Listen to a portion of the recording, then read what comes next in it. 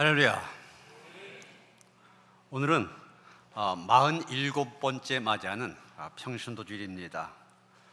우리 감리교에서는 1979년 평신도 주일을 제정해서 평신도가 누구냐, 자기 정체성을 확실히 알고 또 평신도의 삶이 무엇이냐, 삶을 일깨우는 그런 날로 지키고 있습니다.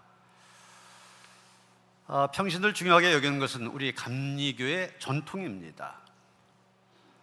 존 웨슬리가 감리교를 시작하면서부터 평신도들의 역할을 굉장히 강조하였습니다.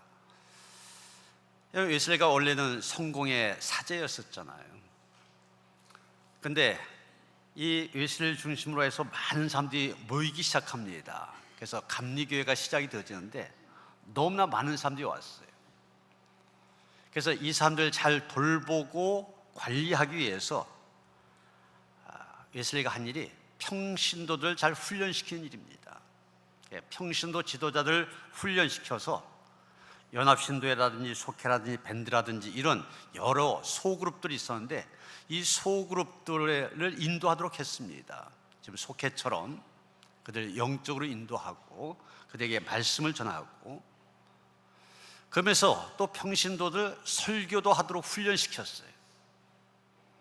그래서 이 평신도 설교자들이 많이 배출되어서 이 사람들이 순회 설교자가 되어 영국뿐만이 아니라 잉글랜드, 스코틀랜드, 아일랜드까지 순회하면서 설교하여서 감리교회 부흥과 성장에 큰 역할을 하도록 하였습니다.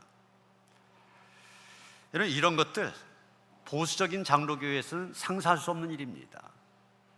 어떤 장로교회는 평신도는 이 강단 위에 올라오지 못해요. 설교는 말할 것도 없고.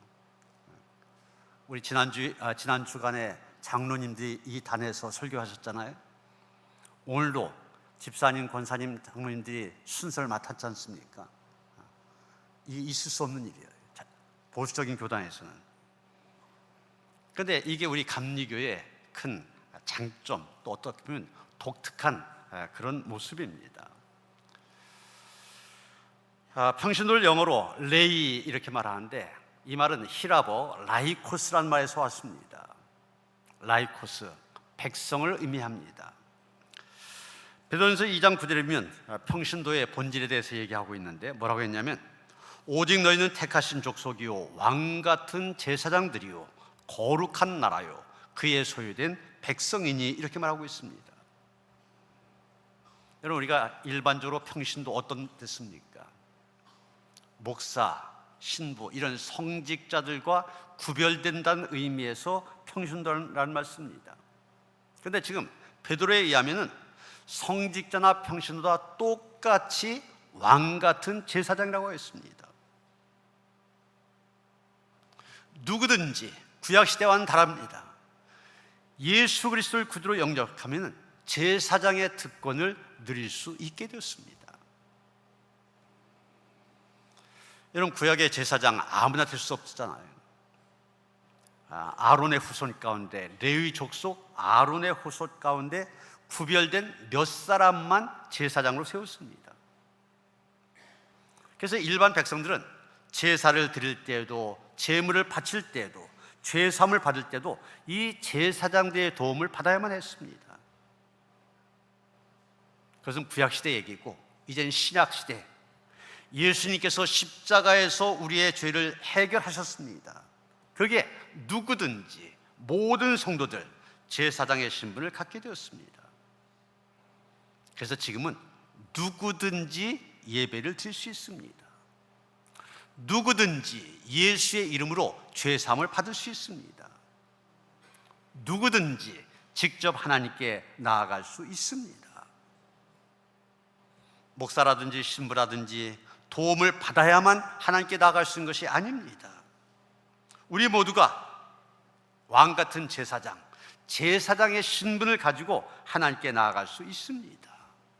이것이 하나님께서 우리에게 주신 특권입니다.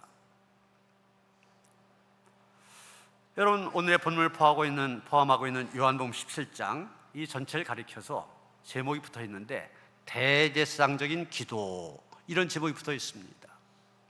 예수님의 마지막 고별 기도인데 그런 제목을 붙었어요.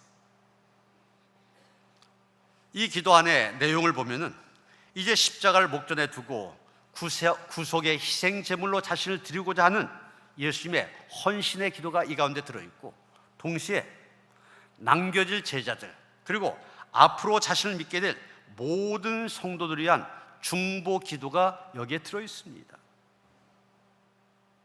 좀 더 분석해서 말씀을 드리면 1절서부터 4절까지는 성자 예수님 자신과 성부 하나님의 영광을 구하는 기도입니다. 그리고 6절서부터 19절까지 제자들을 위하여서 중보 기도하는 내용입니다. 그리고 오늘의 본문인 20절서부터 26절 보면 나를 믿는 사람들에게 했습니다.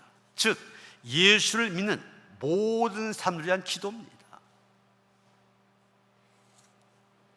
여러분, 이 대제사장적인 기도에서 예수님 믿는 우리들을 위하여서, 믿는 우리 모두를 위하여서 무엇을 간구하고 있습니까? 첫째는 하나됨을 간구하고 있습니다. 21절 보시면 아버지께서 내 안에 내가 아버지 안에 있는 것 같이 그들은 믿는 사람들을 가리키는 거죠. 믿는 사람들도 다 하나가 되어 우리 안에 있게 해달라고 기도하고 있습니다.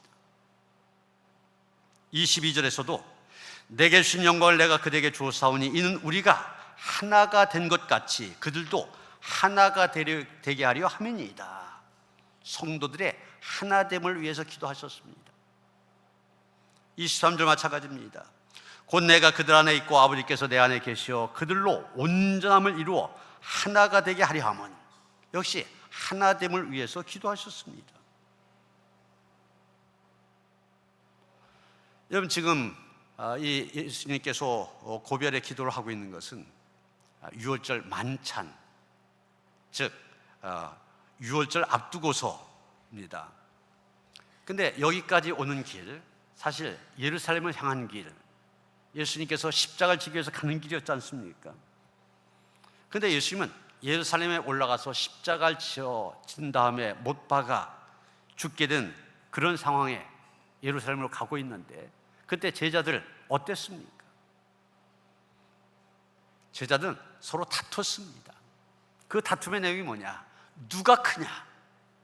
누가 제일 높은 자리에 앉을 거냐? 이 문제 갖고 다퉜습니다. 그에게는 이기심과 경쟁심이 가득했습니다. 서로 다툰 그들 하나가 될 수 없었습니다. 여러분, 오늘날의 교회는 어떻습니까? 오늘 본문에서 나를 믿는 사람들, 즉 예수를 믿는 사람들이라는 표현을 썼는데, 예수를 믿는 사람들, 이게 결국 교회를 말하는 거 아닙니까? 교회는 믿는 사람들의 모임입니다. 예수 믿는 사람들의 모임. 이 교회 건물이 교회가 아니라, 어떤 감리교회라는 제도가 교회가 아니라 믿는 사람들의 모임이 교회입니다. 그런데 성경에 보면 이 교회를 가리켜서 그리스도의 몸 이렇게 표현하기도 합니다. 여러분, 몸이라고 하는 것 유기체 아닙니까? 우리 몸에는 여러 가지 기관이 있습니다. 팔이 있고 다리가 있고 눈, 코, 입 많이 있습니다. 그런데 이 모두가 하나의 몸이란 얘기죠. 그런데 여러분, 예를 들어서 우리의 팔이 잘리고 다리가 잘린다. 그러면 그것을 가리켜서 몸이 2개가 됐네, 3개가 됐네, 이렇게 말하지 않습니다. 그냥 팔, 다리가 잘렸다고 표현합니다. 왜 그러냐? 하나의 몸이기 때문입니다. 몸에서 잘려나가기 때문에 몸이 2개가 된 것이 아니라 그것은 그냥 잘린 것입니다. 몸이라고 하는 것, 살아있는 유기체이기 때문에 그렇게 표현합니다. 다시 말해서 몸이라고 하는 것 나눌 수 없다는 얘기입니다. 하나란 얘기입니다. 또 성경에 보면 교회의 머리는 그리스도라고 얘기하고 있습니다. 교회는 그리스도의 몸이고 그 교회의 머리는 예수 그리스도시라고 얘기합니다. 그건 무슨 얘기입니까? 몸이라고 하는 것이 머리가 지시한 대로 움직인 것처럼 머리가 되신 예수 그리스도의 명령에 순종해야 된다는 얘기입니다. 우리가 팔을 내렸다 올렸다 하는 거, 또 뭐 머리를 긁는 거라든지 이런 일들 다 이 뇌에서 지시할 때 팔이 그대로 따르는 거잖아요. 마찬가지입니다. 머리가 지시하는 것에 몸이 순종하는 것처럼 해야 되는 것처럼 교회도 마찬가지입니다. 머리이신 예수께서 이렇게 해라 그러실 때 거기에 순종하는 교회가 진정한 교회고, 그러한 교회가 강력한 교회가 될 수가 있습니다. 그러기에 하나가 된 교회, 건강한 교회를 말합니다.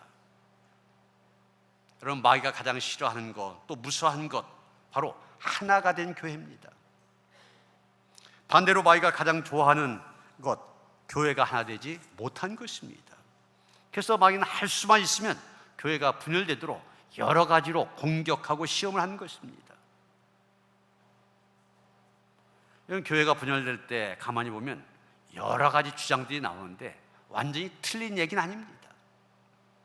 다 일리가 있습니다.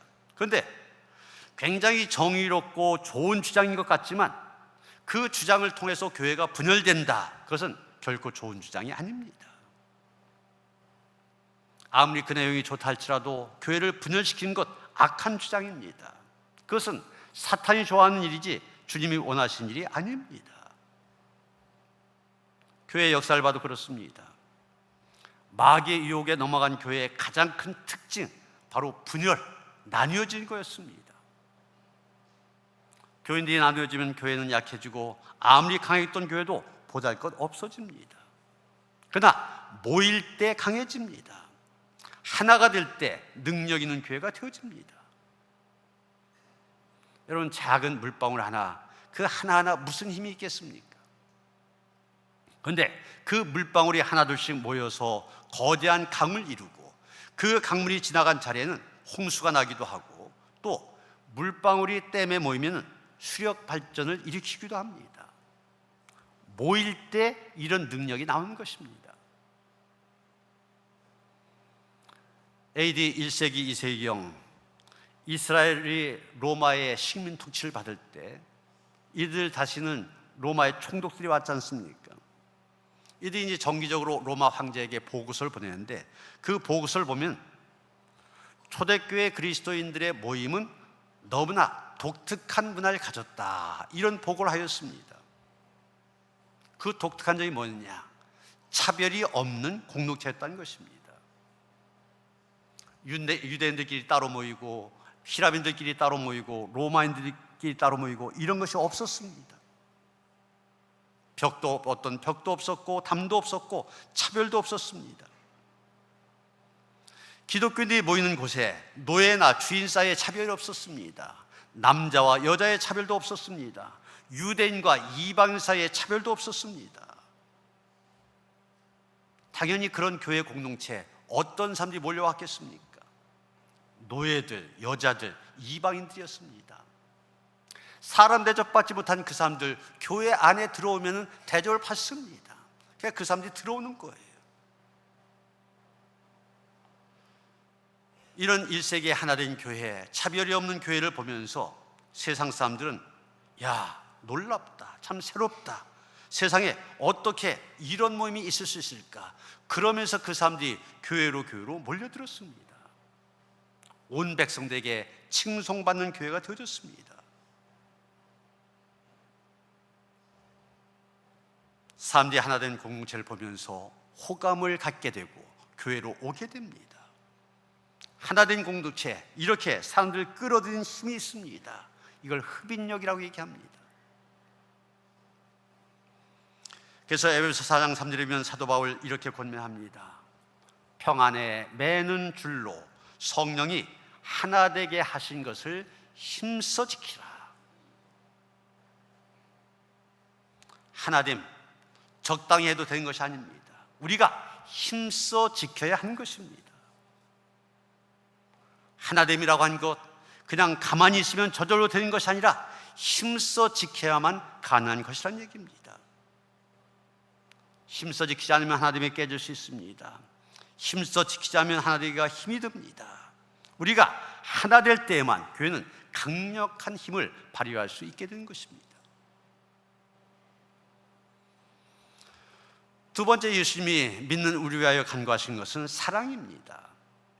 23절 보시면 곧 내가 그들 안에 있고 아버지께서 내 안에 계시어 그들로 온전함을 이루어 하나가 되게 하려 함은 아버지께서 나를 보내신 것과 또 나를 사랑하신 같이 그들도 사랑하신 것을 세상으로 알게 하려 함이로소이다.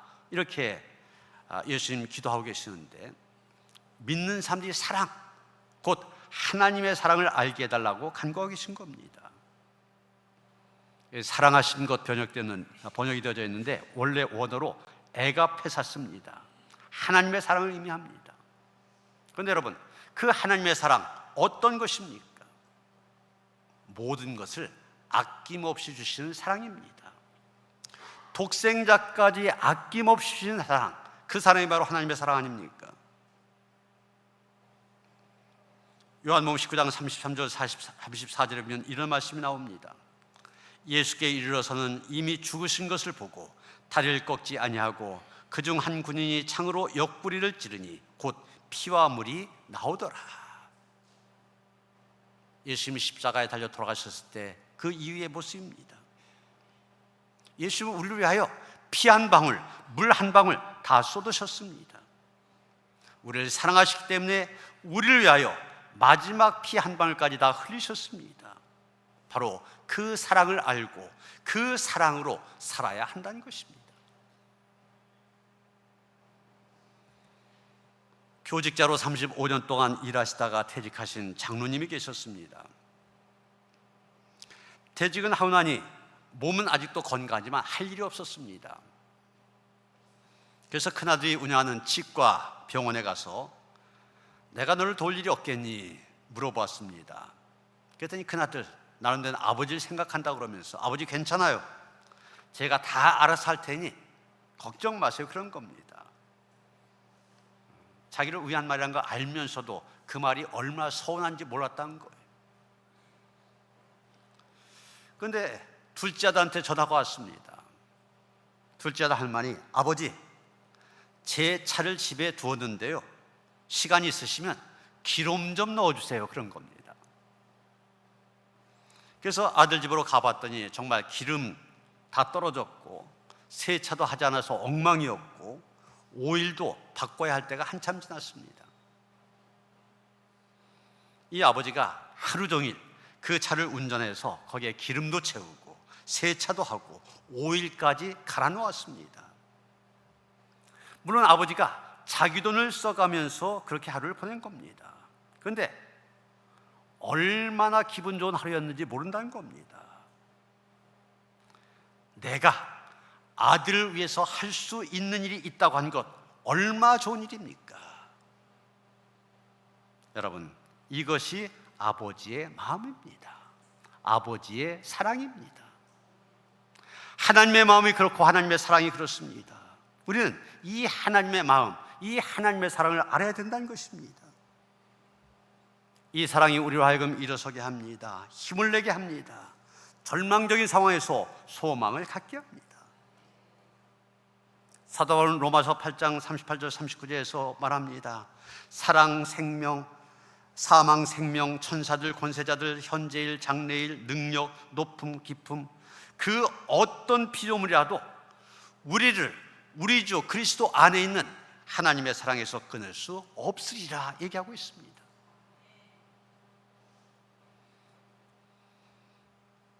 재벌 회장의 아들을 실은 비행기가 사막 위를 날다가 모래 폭풍을 만나 추락하고 말았습니다. 비행기 추락 사고를 들은 아버지는 수색대를 조직하여 며칠 동안 정신없이 사막 샅샅이 뒤졌습니다. 그러나 불행하게도 어디가 추락 지점인지 이 모래 폭풍에 모래로 뒤덮여 있어서 흔적조차 찾을 수가 없었습니다. 그러니 생사를 알 길이 없었습니다.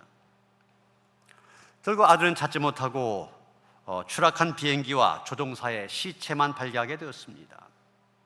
그런데 아버지에게는 아들이 꼭 살아있을 것이라는 확신이 있었습니다. 그래서 어떻게 하면 이 아들을 구출할 수 있을까 방법을 찾기 시작합니다. 그래서 열심히 연구하고 또 의논한 결과 그 추락 지점 주변에 비행기로 전단을 뿌리기로 결정을 했습니다. 그래서 전단을 만들기로 했는데 막상 그 전단 내용을 뭐로 해야 할까? 이게 문제였습니다. 어떻게 하면 네가 거기서 생존할 수 있을까? 생존 방법을 써야 될지, 아니면 사막에 있는 여우가 위험한데 그 여우를 어떻게 피할 수 있을지 이걸 써야 될까 고민하고 있는데 어떤 지혜로운 사람이 제안을 한 겁니다. 뭐라고 하냐면, 사람은 어려움을 당하게 되면 생존을 위해서 모든 것을 스스로 알아 하게 되어 있습니다. 지금 아이의 문제는 가정과 부모와 격려된 고독감이 문제일 것입니다. 그러니 다른 거 쓰지 말고 이것만 써서 뿌리십시오. 내 아들 조나, 아빠는 너를 사랑한다, 이것만 써서 뿌리라고 제안을 합니다. 그래서 아버지가 그 제안 좋다고 생각되어져서 My son John, I love you, 내 아들 조나, 내가 널 사랑한다, 그것만 써서 뿌렸습니다.